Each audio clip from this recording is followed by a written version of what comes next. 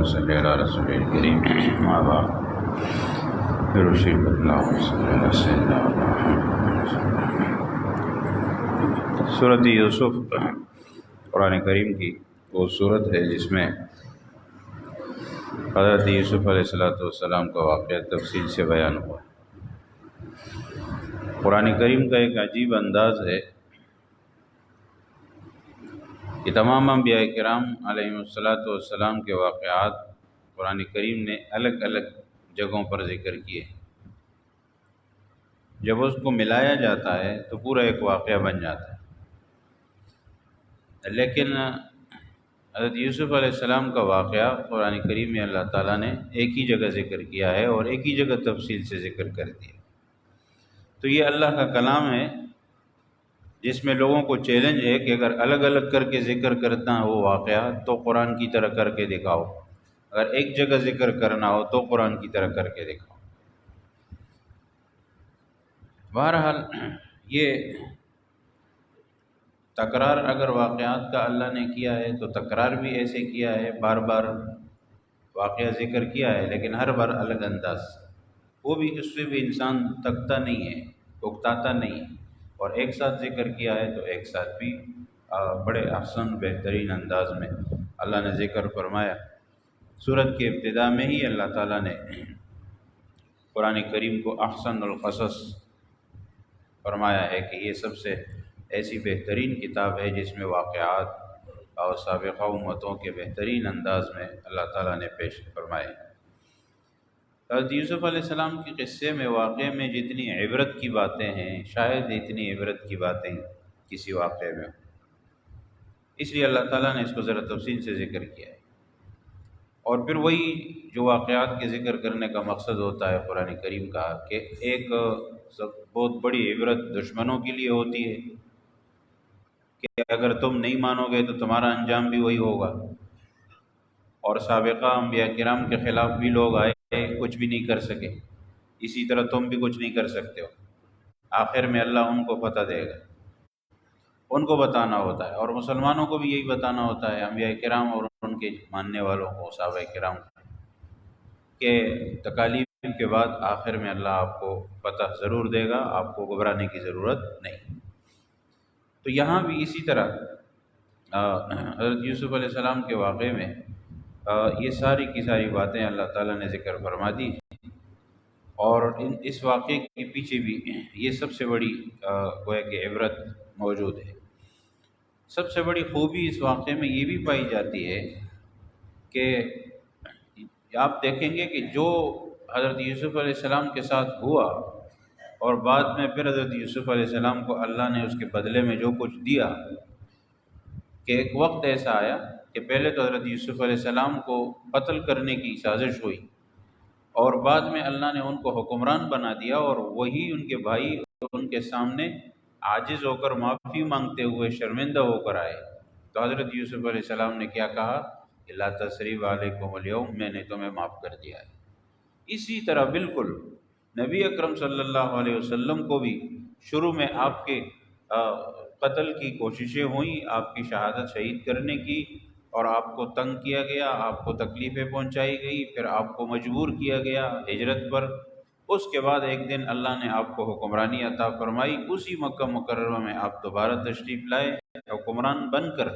جہاں سے آپ کو نکلنے پر مجبور کیا گیا، اور وہیں پر آ کر وہ مشرکین شرمندہ ہو کر آئے، معافی مانگتے ہوئے آئے، بہت سارے مسلمان بھی ہو گئے، اور نبی اکرم صلی اللہ علیہ وسلم نے بینی ہی وہی الفاظ لا تثریب علیکم اليوم، اور یہ واضح فرمایا کہ میں وہی بات کروں گا جیسے میرے بھائی یوسف علیہ السلام نے کہا تھا کہ تمہارے اوپر کوئی گناہ نہیں ہے، یعنی حرج نہیں ہے، میں نے تم سب کو معاف کر دیا ہے سوائے کچھ لوگوں کے جن کا تذکرہ آتا ہے۔ تو یہ بھی بالکل اس طرح کا ایک واقعہ ہے، اس لیے اللہ تعالیٰ نے اس کو ذکر فرمایا ہے، اس میں نبی اکرم صلی اللہ علیہ وسلم کو تسلی ہے۔ باقی یہ ہے کہ واقعہ تو تقریباً سب کو معلوم ہے حضرت یوسف علیہ السلام کا، اور یہ واقعہ جو ہے قرآن کریم میں موجود ہے کہ ان کے 12 بیٹے تھے، یہ 10 ایک بیوی سے تھے اور 2 جو تھے وہ دوسری سے تھے، حضرت یوسف علیہ السلام اور بنیامین، اور باقی 10 جو ہے وہ دوسرے تھے، 12 بیٹے تھے۔ یہ وہی 12 بیٹے ہیں جن سے آگے قبیلے بنے 12، وہ سب کے سب بنی اسرائیل۔ یہ جو بنی اسرائیل میں 12 قبیلے تھے جن کو راستہ دیا گیا تھا، وہ فرعون کے سے پہلے جب وہ لوگ جا رہے تھے تو اس کا بھی قرآن کریم میں ذکر آتا ہے، تو یہ انہی 12 بیٹوں کی اولاد تھی۔ اور ان 12 کے 12 بیٹوں کے والد حضرت یعقوب علیہ السلام تھے، اور یعقوب علیہ السلام کا نام اسرائیل تھا۔ تو اسی حساب سے یہ سب کے سب بنی اسرائیل جو ہیں یہ حضرت یعقوب علیہ السلام کی اولاد کو کہا جاتا ہے۔ یہ یاد رکھیے، آج کل کبھی کبھی ہم کسی کو برا بھلا کہتے ہیں نا، تو ہم کہتے ہیں یہ اسرائیل ہے، یا کہتے ہیں یہ اسرائیل کی اولاد ہے۔ تو اسرائیل یعقوب علیہ السلام کا نام ہے، اس لیے اس نام کو برا نہیں کہنا چاہیے، تو پیغمبر کا نام ہے۔ باقی ان کی اولاد بعد میں ایسے نکلی اور اس میں ایسے لوگ آئے تو وہ تو بات کی بات ہے، اس میں ان کا کیا قصور ہے۔ تو اسرائیل علیہ السلام پیغمبر ہیں، تو اس لیے ان کا واقعہ جو ہے، حضرت یوسف علیہ السلام کو بچپن سے اللہ نے حسین اور خوبصورت بنایا، بھائی اس کے ساتھ حسد کرنے لگے، کیوں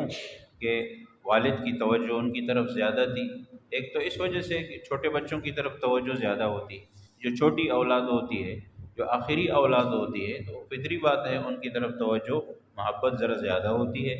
اور پھر یہ ہے کہ اللہ نے آگے ان کو پیغمبر بنانا تھا، تو اس لیے ان کی تربیت اور ان پر توجہ حضرت یعقوب علیہ السلام کو زیادہ ملی۔ تو اس پر وہ حسد میں آئے اور ان کو راستے سے ہٹانے کا سوچا۔ بہرحال تو ان کی والدہ بھی پہلے انتقال کر چکی تھی، تو پھر اس حساب سے ان کا خیال بھی ان کو زیادہ رکھنا پڑتا تھا۔ تو اس لیے بہرحال جب حسد میں مبتلا ہو گئے تو والد کو تفریح کا بتا کر لے گئے، اور پھر جو ہے ان کو وہاں کنویں میں پھینک دیا۔ تو بعد میں والد کے سامنے آ کے بہانہ کر دیا کہ ان کو بھیڑیا کھا گیا۔ انہوں نے بعد میں کوئی قافلہ گزرا پانی نکالنے کے لیے، جب انہوں نے وہ ڈول نیچے ڈالا اس میں سے دیکھا تو بچہ نکلا، اور پھر انہوں نے وہاں سے لے جا کر ان کو مصر میں بیچ دیا، اور عزیز مصر بادشاہ مصر نے ان کو خریدا، گھر میں رکھا، پھر وہاں جوان ہوئے۔ تو ان کی بیوی جو زلیخا تھی، پھر وہ ان پر فریفتہ ہوئی، اور پھر واقعہ وہ ہوا کہ اس نے برائی کی دعوت دی اور اللہ نے بچایا۔ تو عزیز مصر نے بدنامی سے بچنے کے لیے ان کو حضرت یوسف علیہ والسلام کو جیل میں ڈلوا دیا، تاکہ یہ الزام جو ہے وہ میرے اوپر نہ آئے، اور میری بیوی جو ہے وہ بچ جائے اور الزام ان کے اوپر آ جائے، کہ لوگ یہ سمجھے کہ ان کا قصور ہے، اس لیے تو ان کو جیل میں ڈالا گیا۔ تو بہرحال انہوں نے کیا کیا کہ وہاں حضرت یوسف علیہ السلام نے جیل میں بھی اپنی دعوت کا سلسلہ جاری رکھا، اور وہاں رہے یہاں تک کہ بادشاہ نے خواب دیکھا، اور خواب کی تعبیر انہوں نے صحیح بتائی، اور جب انہوں نے صحیح تعبیر بتائی تو بادشاہ کی نظروں میں آ گئے کہ یہ تو واقعی قابل انسان ہے، لہٰذا ان کو جیل سے نکال کر وہ پرانے ان کے داغ وغیرہ دھو کر صفائی ستھرائی کہ بھائی ان پر کوئی الزام نہیں ہے، اور اس کے بعد جو ہے ان کو بادشاہ بنا دیا عزیز مصر۔ پہلے تو خزانے تجارت وغیرہ کا وزیر خزانہ جس کو کہتے ہیں وہ بنایا، اور پھر بعد میں جو ہے یعنی ان کو یہ اختیارات اور بادشاہت جو تھی وہ ان کو ملی۔ تو یہ جو واقعہ ہے یہ تو ایک اجمالی واقعہ ہے کہ یہ اختیارات ان کو ملے، اور پھر بعد میں قحط پڑا، اور اس قحط میں ان کے بھائی ان کے پاس آئے۔ ان کو پہلے پتہ نہیں تھا کہ حضرت یوسف علیہ السلام ہیں، بعد میں انہیں پتہ چلا کہ یہ تو ہمارے بھائی۔ تو پھر اس کے بعد وہ ساری باتیں دوبارہ تازہ ہو گئی، اور اپنے والد کی خیر خبر وغیرہ معلومات، پھر ان کو بھی بلا لیا انہوں نے، اور پھر وہ وہاں آئے، وہاں آباد ہوئے مصر میں۔ تو وہی 12 قبیلے جو ہے بعد میں بنی اسرائیل کے مصر میں تھے۔ بعد میں پھر فرعون نے ان پر جو ظلم و ستم کیے وہ پھر بعد کا معاملہ ہے، تو یہ بنی اسرائیل کے لوگ وہاں آباد ہوئے۔ تو اس پورے واقعے میں بہت ساری باتیں ہیں بہرحال۔ اس میں سے یہ ہے کہ کبھی کبھی ایک بات تو یہ ہے کہ مصیبت جب انسان پر آتی ہے، کبھی کبھی مصیبت خیر کا ذریعہ بن جاتی ہے۔ ہم کہتے ہیں نا کہ بے خیری میں خیر ہوتی، یہاں بے خیری ہوئی کہ ان کو تو حسد کی وجہ سے کنویں میں ڈال کر ان کے شہید کرنے کی کوشش کی گئی، لیکن اللہ نے اس سے ایسا خیر پیدا کیا کہ بعد میں جا کر جو ہے حضرت یوسف علیہ السلام کو اتنے بڑے مقام تک پہنچا دیے۔ دنیاوی مقام بھی تھا اور دینی بھی تھا، اللہ کے پیغمبر تھے، وہ تو ویسے بھی تھا، لیکن دنیا میں بھی اللہ نے ان کو مقام عطا کیا۔ پھر اس کے بعد مصر کے انہیں حکمران بن گئے۔ اچھا، یہ بھی اس واقعے میں سمجھنا چاہیے کہ حسد جو ہے نا کتنی خطرناک چیز ہے، کہ حسد کی وجہ سے انہوں نے بھائی کو قتل کرنے کی کوشش کی، اللہ نے ان کو بچایا، اور حسد کرنے والے کسی کا کوئی نقصان نہیں کر سکتے، اپنا نقصان کرتے ہیں۔ بعد میں وہ خود بعد میں شرمندہ ہوئے، اللہ نے ایسے حالات بنائے اور حضرت یوسف علیہ السلام کو اللہ نے کہاں سے کہاں پہنچا دیے۔ پھر یہ ہے کہ اچھے اخلاق جو ہوتی ہے، اچھی تربیت جو ہوتی ہے، اس کا اثر ضرور آتا ہے۔ حضرت یوسف علیہ السلام کی تربیت تو حضرت یعقوب علیہ السلام کے ہاتھ ہوئی، ظاہر ہے وہ ان کے والد بہت بڑے پیغمبر تھے، اور جب ان کے ہاتھ ہوئی تو اس کا اثر یہ تھا کہ بعد میں انہوں نے وہ پوری تربیت ان کی جتنی بھی تھی اور جتنے بھی ان کے ساتھ واقعات ہوئے، زلیخا والا واقعہ ہوا یا دوسرے بھی واقعات ہوئے، وہ جیل کے واقعات ہوئے، اس کے بعد پھر بادشاہ بنے،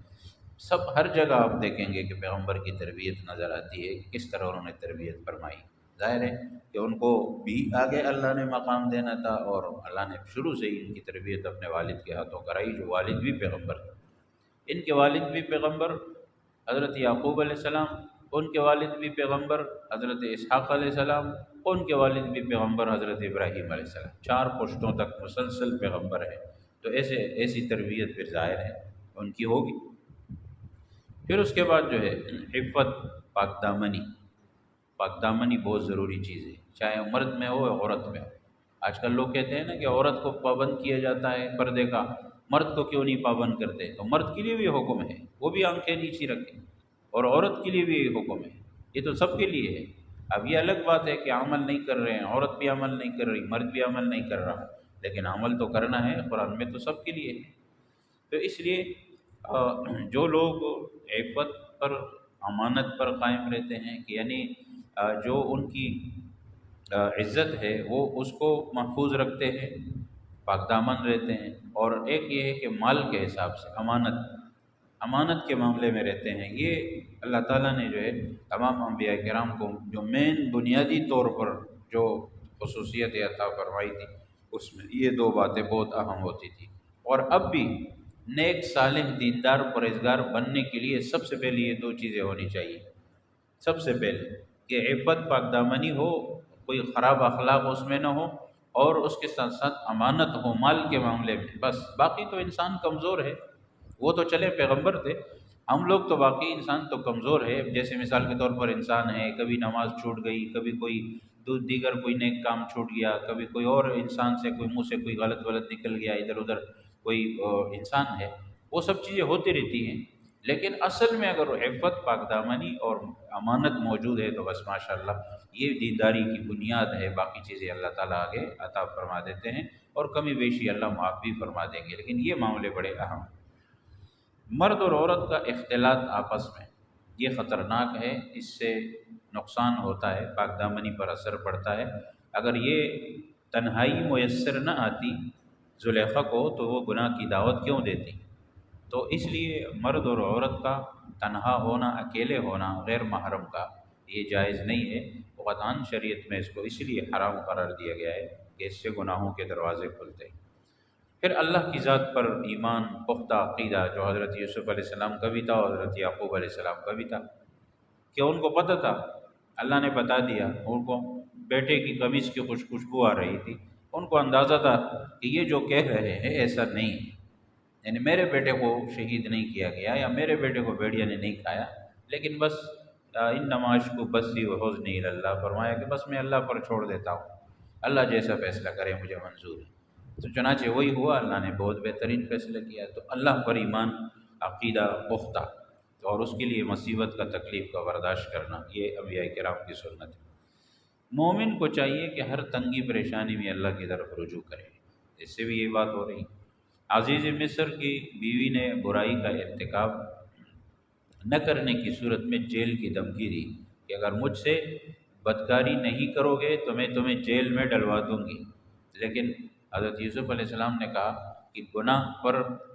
مصیبت جو ہے اس کو فوقیت حاصل ہے، کہ میں اگر گناہ میں گرفتار ہوں اس سے بہتر ہے کہ میں مصیبت میں گرفتار ہو جاؤں۔ ہمارے اکثر بزرگان دین سے یہ منقول ہے کہ وہ کسی تکلیف میں مبتلا ہوتے، جب کوئی پوچھتا تھا کہ آپ کو مصیبت ہے، تکلیف میں مبتلا ہے، تو کہتے تھے کہ چلے اس بات پر شکر ہے کہ گناہ میں تو مبتلا نہیں ہوں،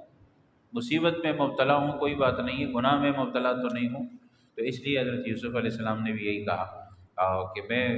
گناہ میں مبتلا ہونے سے مصیبت میں مبتلا ہونے کو ترجیح دیتا ہوں، بھلے مصیبت تکلیف میں آ جاؤں لیکن گناہ نہیں کروں گا۔ تو بہرحال یہ چیز بھی اس سے ثابت ہو رہی ہے۔ اور سچا داعی جو ہوتا ہے، دعوت دینے والا، وہ مشکل حالات میں بھی اسی کے مطابق چلتا ہے، وہ فریضے سے غافل نہیں ہوتا۔ حضرت یوسف علیہ السلام کو آپ دیکھیے کہ وہ جیل میں بھی دعوت کا کام کر رہے ہیں۔ جیل میں جب ان کے پاس پوچھنے کے لیے آئے تعبیر، تو حضرت یوسف علیہ السلام نے وہ تعبیر بتانے سے پہلے اللہ کی بڑائی کی دعوت دی کہ ارباب متفرقون خیر، کہ یہ بتاؤ کہ یہ الگ الگ خدا بنانا اچھا ہے یا ایک اللہ کو ماننا اچھا ہے؟ انہوں نے کہا کہ ایک کو ماننا اچھی بات ہے۔ تو آپ نے فرمایا جب ایک کو ماننا اچھا ہے تو یہ کس چکر میں پڑے ہو تم لوگ؟ تو اس طرح کر کے دعوت دی۔ اور بعض روایت میں آتا ہے کہ جیل کے لوگ آپ علیہ الصلوۃ والسلام جو تھے، یہ حضرت یوسف علیہ السلام ان کی دعوت سے مسلمان ہو گئے تھے اور ایمان لے آئے تھے اکثر۔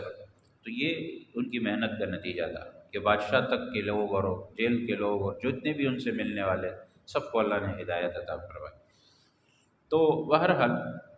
اس میں جو ہے پورے واقعے میں جو بات آتی ہے اس میں صبر کی فضیلت اور پھر اللہ پر پختہ عقیدہ اور ایمان، یہ ساری چیزیں، اور پھر صبر کے بعد بدلے میں جو اللہ تعالیٰ جو نتائج دیتا ہے وہ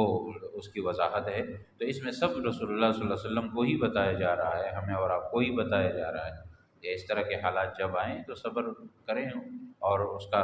صبر کے دامن کو نہ چھوڑیں، انشاءاللہ اللہ تعالیٰ بہترین بدلہ عطا فرمائے۔ حضرت یوسف علیہ السلام کی براعت اور ان کو اور ان کی یعنی ان کا مقام مرتبہ، اس کے لیے سب سے پہلے تو اللہ تعالیٰ نے اس صورت میں خود گواہی دی کہ حضرت یوسف علیہ السلام پاک ہیں، ان کے اوپر ایسی کوئی بات نہیں۔ پھر دوسری شہادت جو ہے وہ خود شیطان کی تھی۔ شیطان نے بھی کہا اللہ کے سامنے قسم کھا کر کہ تیری عزت کی قسم، میں تیرے بندوں کو گمراہ کروں گا لیکن کچھ لوگوں کے سوا، کچھ لوگ ایسے ہوں گے جہاں پر میرا داؤ نہیں چلے گا۔ وہ کچھ لوگ کون سے ہیں؟ سب سے پہلے ان میں انبیاء کرام ہیں۔ انبیاء کرام پر شیطان کا داؤ نہیں چلتا ہے، وہ کچھ بھی نہیں کر سکتا۔ اور پھر حضرت یوسف علیہ السلام نے خود بھی یہ بات کی کہ میں بھی اس بات کا اقرار کرتا ہوں کہ میں ان چیزوں سے اللہ نے مجھے پاک کیا ہے، میں ان چیزوں میں نہیں ہوں۔ اور پھر یہ بھی فرمایا کہ جیل مجھے زیادہ محبوب ہے اس بات سے جس کی طرف یہ عورتیں مجھے بلا رہی ہیں، جیل زیادہ محبوب، مجھے جو جیل چاہیے وہ صحیح ہے، یہ صحیح نہیں ہے، اس چیز میں مبتلا نہیں ہونا چاہتا۔ پھر اسی عزیز مصر کی بیوی زلیخا نامی، اس نے بھی گواہی دے دی،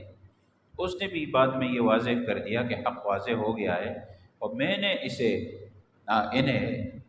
پھسلانے کی کوشش کی تھی اور غلانے کی کوشش کی تھی، میری غلطی تھی، میرا قصور تھا، یہ پاک ہیں، ان کے اوپر کوئی ایسی بات نہیں۔ تو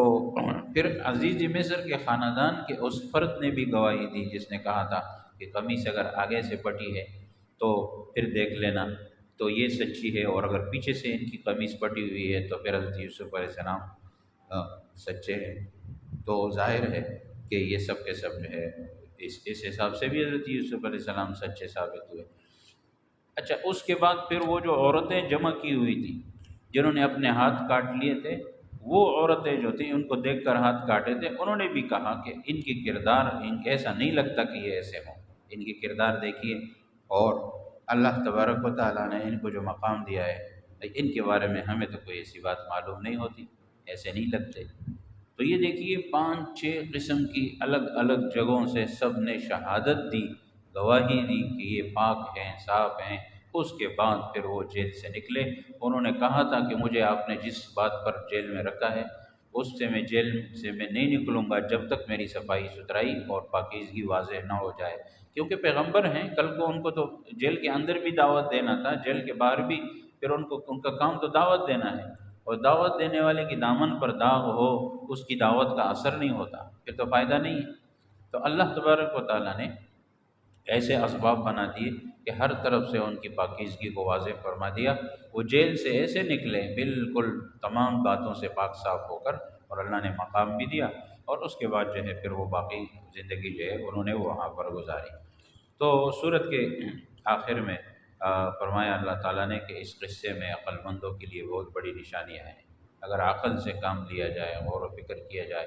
تو آپ کو اندازہ ہوگا کہ اس میں بہت ساری باتیں ہیں، جیسے اس کا آ گیا کہ حضرت یوسف علیہ السلام کو کنویں سے نکال کر تخت پر جو اللہ بٹھا سکتا ہے، جس اللہ کے پاس یہ طاقت اور اختیار ہے،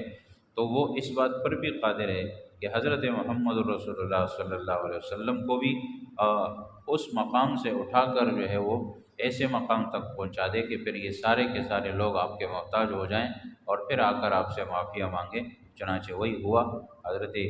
رسول اللہ صلی اللہ علیہ وسلم کو اللہ تبارک و تعالیٰ نے پھر مدینہ منورہ کے 10 سالوں کے اندر وہ مقام عطا فرمایا،